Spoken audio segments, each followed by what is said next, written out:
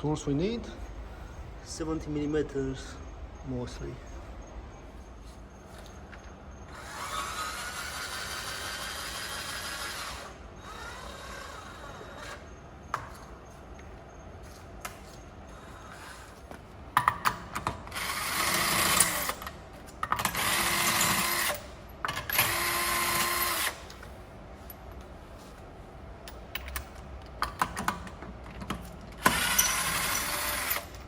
Alright, so this is the suspension.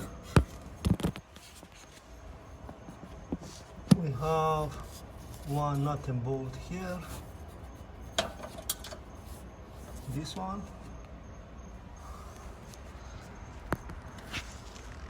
And we have one nut here. But this bolt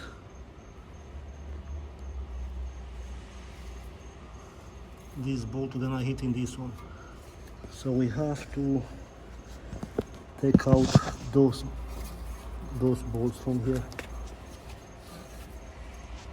Yep, that's all.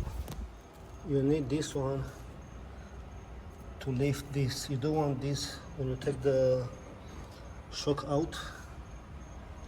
You don't want the entire thing to fall down, so you need to hold it. This is how it should look.